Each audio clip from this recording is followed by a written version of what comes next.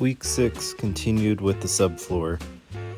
Right now I am just ripping out more subfloor and more insulation, just prepping everything for more welding and sanding.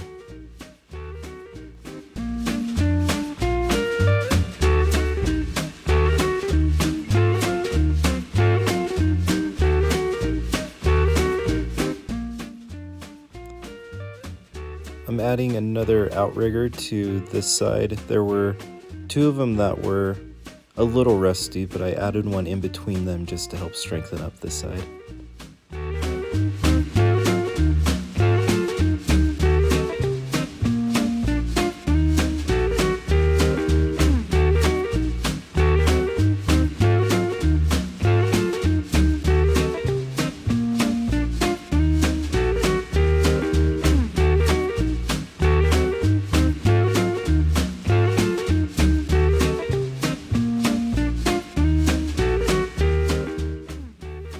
It was much warmer in the house, so I started to epoxy the edges of the new subfloor that I was going to be installing.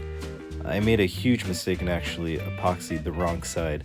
So after I installed it into the trailer, I epoxied the side that was going to be resting against the side of the trailer, just to keep any water from rotting out the floor again.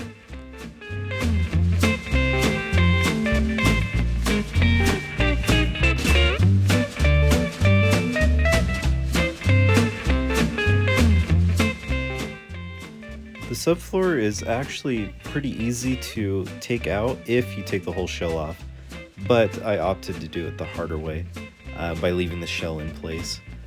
So I ended up having to cut the old subfloor out with the circular saw.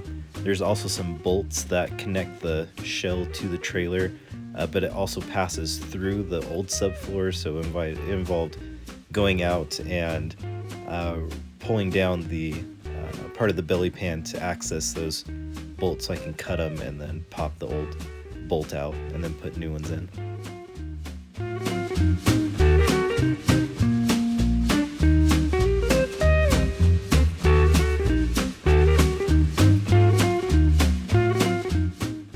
There were a lot of screws holding the old wooden subfloor down to the trailer, and they were so rusted that I had to get this tool at Harbor and Freight. It's an impact screwdriver. So you hit it with a hammer and it slowly turns the screw that you're trying to get out, and it actually works surprisingly well. It was only about $9 at Harbor and Freight, and it worked perfectly for what I was trying to do here. So I would use a hammer, hit it a few times, and then come back later with the impact driver to pull it out. Here I am just cleaning up some welds from the brackets that I added for the black tank.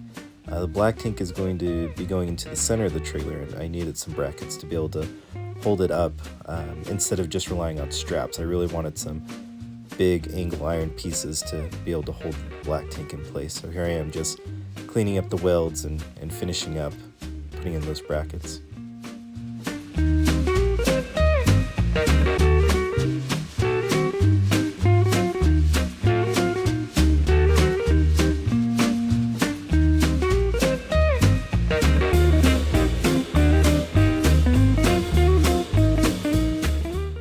Here I'm cutting out some more brackets out of angle iron.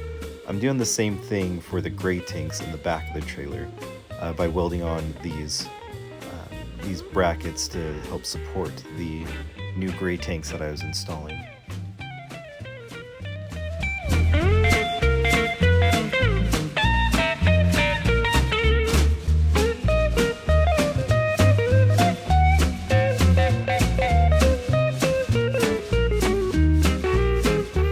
Oh, it's been a long time since I've been out here in the trailer.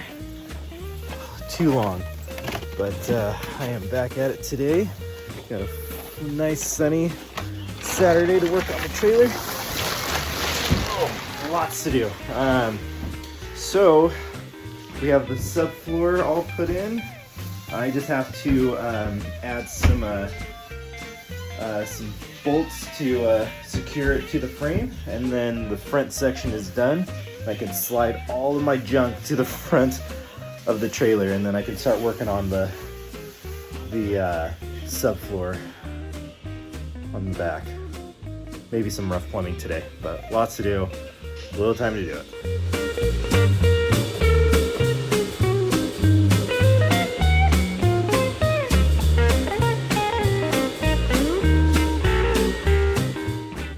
Now that the new subfloor was down, all that was left was just attaching it to the trailer. So I found some self-tapping screws and would pre-drill the hole and then just come back later with the impact driver and just set in the screws and securing it down to the trailer.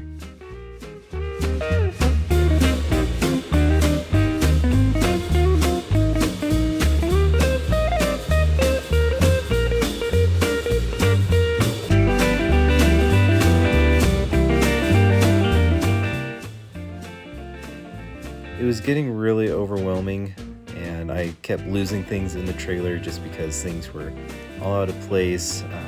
I'm ripping up the floor and having to repile things in different areas. So I spent some time and tried organizing the trailer.